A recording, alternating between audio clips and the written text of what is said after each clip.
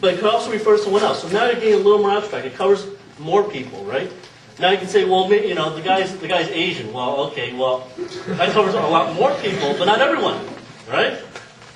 You can say now, well, Francis is a guy. So now that includes half of the population, but not the other half. You can now say, Francis Troy is a human being. That gets more general.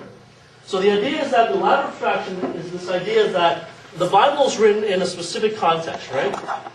The question is now, how do you begin to dig out what is the most appropriate theme or most appropriate principle that we can now bring to today's world? And that's essentially what Bible study is all about.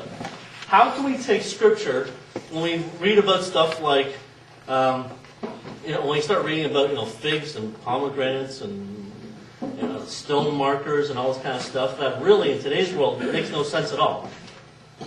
But how can we begin to dig through some of that and see what is the underlying theme that we can actually take and apply to today, and then make it more concrete today. Okay, we'll dig into this a little more in a few minutes. So big words, exegesis. Do you remember? Big word exegesis means that first part of basically how do you understand the Bible, right? How do you understand what is the passage saying? And then the big word homiletics is how do you now apply it to today? Big words, don't worry about it. If you ever get asked in a Bible study quiz, now you know. All right, so here's essentially what a Bible study is all about. Okay, it's how do you make God's word meaningful and relevant to our context now? So again, back to that whole ladder thing. How do I take what God is saying back then when He was talking to if you look at the Ten Commandments, right? That whole thing about not taking not coveting your neighbor's wife and oxen and maidservants and manservants and all that kind of stuff. How do you take that stuff and now make it relevant to today?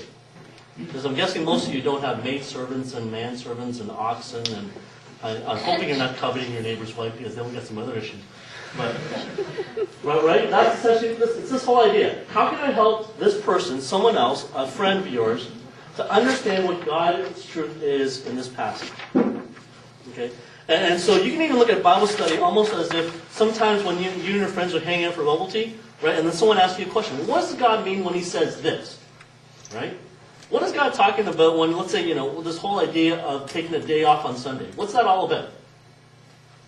So if you can help your friend understand what that means in today's context, that's essentially what a Bible study is. Except now you're doing it with 30 other people. That's fundamentally what we're trying to do here. Okay? So it's not really complicated, but it can get a little bit hard.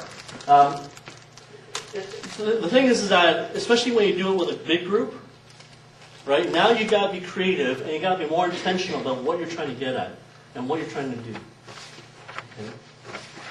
Okay?